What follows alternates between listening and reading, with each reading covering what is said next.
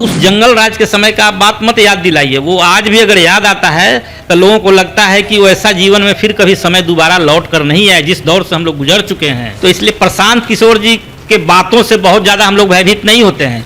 वैसे वैसा हवा चलते रहता है, कहाँ वो हवा में खुद चले जाएंगे जिसका कोई अता पता नहीं रहेगा। मतलब ये तो मनगढ़ंत बात है, कुछ भी बोल देना है। और अभी पत्रकार लोगों को जो पेंशन और ये सब बढ़ाया गया, ये किन के कहने पे किया गया? इसमें भी तेजस्वी जी आ गए तो कहने को वो स्वतंत्र है, कुछ भी कह सकते हैं। तो जो वो चाहते हैं अंतिम निर्णय उन्हीं का चलता है। किसी भी मामले में अंतिम निर्णय माननीय मुख्यमंत्री महोदय श्री नीतीश कुमार जी का ही चलता है। तो ये जो भी कह रहे हैं ये सरासर गलत कह रहे हैं कि सरकार वो नहीं चला रहे हैं। आज देखिए, और लालू प्रसाद यादव जी के समय की जो आप बात कर रहे हैं, तो आप डॉक्यूमेंट्री, आप ग्राफ की बात कर रहे हैं। उस समय ऐसा होता था कि लोग मुकदमा दर्ज कराने भी डर से नहीं जाते थे। अपराध का तो कहना ही नहीं था, दिन रात तो अपराधे होते रहता था। जो अपराधी प्रवृत्ति के लोग हैं उनको अपना काम करने से आप पूरी तरह से नहीं बंद कर सकते हैं। देखिए, जंगल राज की सरकार के बारे में किसी को कुछ बताने की नहीं जरूरत है। जब शाम ढलता था तो लोग घर से जो बाहर रहते थे उनके परिवार वालों को चिंता होने लगती थी कि हमारे परिजन लौट के घर आएंगे कि नहीं आएंगे।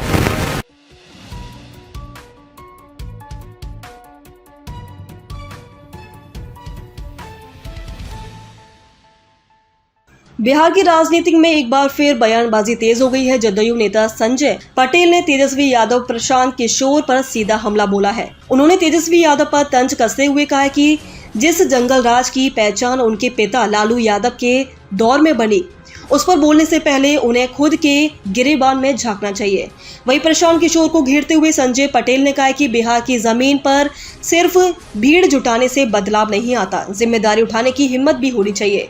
संजय पटेल ने राज्य में बढ़ते अपराध पर अपनी सरकार का बचाव करते हुए कहा कि बिहार में अपराध है लेकिन दूसरे राज्यों के मुकाबले बहुत कम है।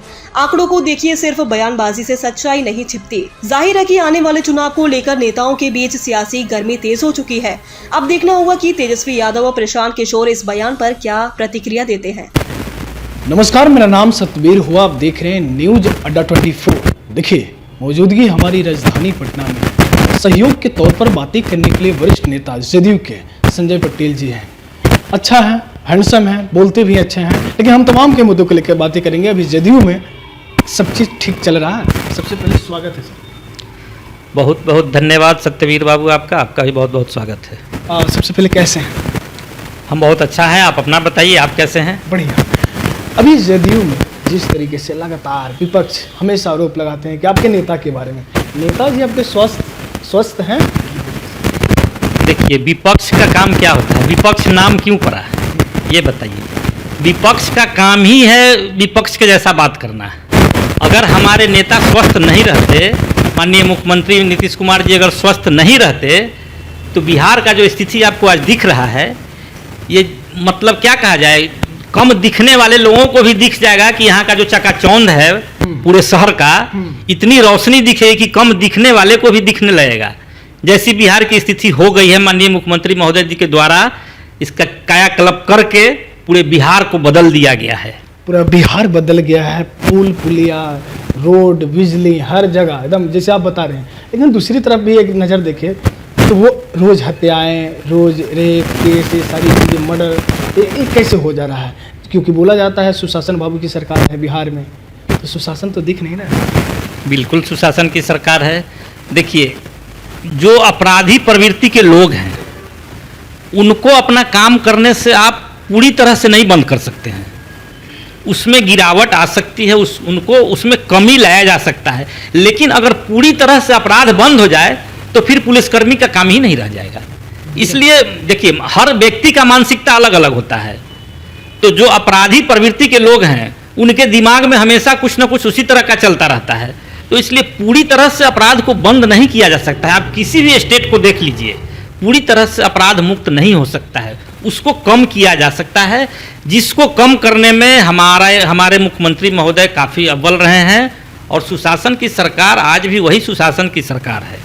आज भी वही सुशासन की सरकार है। तो सर, यही तो सवाल होता है ना, जब आप लोग से सवाल ये करते हैं, विपक्ष के लोग या मीडिया भी सवाल कर देते हैं, तो आप लोग ये बताते हैं कि इससे पहले जो जंगल राज की जो सरकार थे, तो ये आप लोग गिनाते हैं, मतलब काम करने की बजाय आप लोग गिनाते हैं पिछला।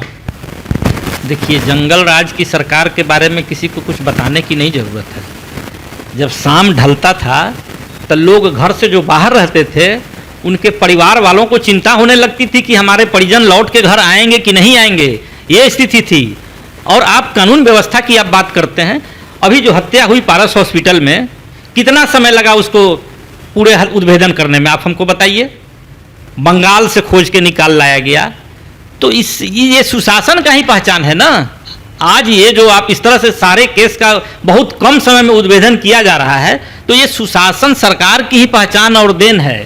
और उस जंगल राज के समय का आप बात मत याद दिलाइए। वो आज भी अगर याद आता है तो लोगों को लगता है कि वैसा जीवन में फिर कभी समय दोबारा लौट कर नहीं आए, जिस दौर से हम लोग गुजर चुके हैं। लेकिन अभी भी जो पुलिसिया खौफ जो कहा जाता है वो दिखता नहीं है लोगों के बीच। मर्डर हो जा रहा है कैसे, उसको डर तो दिखता ही नहीं कि भाई प्रशासन है, हमें गिरफ्तार कर लेगा, हमें जेल भेज देगा, हमें फांसी की सजा मिलेगा, ये सब तो डर है ही नहीं। अब देखिए, पुलिसिया खौफ कैसे नहीं है, ऐसा आप कैसे कर सकते हैं। पुलिसिया खौफ तो इतना है कि अब अपराध करने में आखिर अपराध का ग्राफ गिरा कैसे।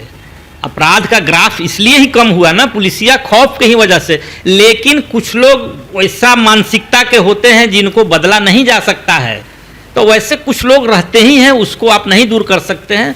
तो उनके लिए भी प्रशासन हमारा, आप देख रहे हैं कि जो पुलिस पर फायरिंग कर दे रहा है बदले में, तो उसको इनकाउंटर किया जा रहा है। बदले में पुलिस के द्वारा भी गोली चलाई जा रही है जिससे उसकी मौत हो रही है। तो जिस तरह के आप अपने लाइन में आप हैं, जैसे प्रवृत्ति के आप हैं, तो उसका जवाब वैसे लोगों को उसी अनुसार दिया जा रहा है। अपराध की बात की तो अपराध की जो ग्राफ यादव के समय, उस समय की रिपोर्ट और अभी की रिपोर्ट उससे ज़्यादा नहीं। अपराध का आप जो तुलना करना चाह रहे हैं, तो अपराध आप पूरे स्टेट का आप ग्राफ निकाल लीजिए और बिहार का आप देखिए कि कितनी गिरावट आई है अपराध में। आप पूरे स्टेट का आप ब्यौरा ले लीजिए और उसके बाद आप बिहार का देखिए। और लालू प्रसाद यादव जी के समय की जो आप बात कर रहे हैं, तो आप डॉक्यूमेंट्री आप ग्राफ की बात कर रहे हैं। उस समय ऐसा होता था कि लोग मुकदमा दर्ज कराने भी डर से नहीं जाते थे। अपराध का तो कहना ही नहीं था, दिन रात तो अपराधे होते रहता था। मुकदमा लोग दर्ज कराने डर से नहीं जाते थे। वहाँ हम आपका अपहरण भी कर लिए और परिजन को बोला जाता था कि मुकदमा अगर दर्ज कराए तो तुम्हारे पूरे परिवार की हत्या कर देंगे। तो अपराध का ग्राफ डॉक्यूमेंट में कैसे बढ़ेगा, आप हमको ये बताइए ना। प्रशांत किशोर की ठीक है, उनसे नहीं फर्क पड़ता है। उनके कुछ कैंडिडेट मान लीजिए आपके जहाँ जहाँ आपके बड़ियार हैं या कमज़ोर पड़े हैं कुछ भी, लेकिन वहाँ पर उनका कैंडिडेट कहीं आपसे बड़ियार मिले हैं तो वहाँ पर तो दिक्कत कर देंगे। उनसे जुड़े हुए एक भी ऐसा कैंडिडेट का नाम बताइए जो जदयू को नुकसान पहुंचा सकते हैं। उनसे जुड़े एक भी ऐसा कैंडिडेट का आप हमको नाम बता दीजिए। सारा एक मिसफायर गोली जो होता है ना, हाँ, उस सारे फायरिंग गोली जो मिस हो गया, जो फायर नहीं ले सकता है, वैसे गोली का जमावड़ा वहाँ हो गया है, जो जरूरत पड़ने पर एक भी फायर नहीं हो सकता है। तो उनका टीम उसी तरह का है। जितना आउटडेटेड रिजेक्टेड लोग हैं, सारे लोगों को जोड़ करके वो टीम बनाए हुए हैं। उसी टीम का नाम है टीम प्रशांत किशोर। तेजस्वी यादव के सपना को आप कैसे देखते हैं? तेजस्वी यादव से जब मीडिया सवाल करते हाल ही में एक पॉडकास्ट में किए थे कि नीतीश कुमार के बाद आगे बिहार को कौन संभालेंगे, कौन सीएम बनेंगे, डायरेक्ट बोलते हैं कि हम करेंगे और कौन करेंगे। उनकी सपना को कैसे देखते हैं? देखिए, ये तो आने वाला समय बताएगा।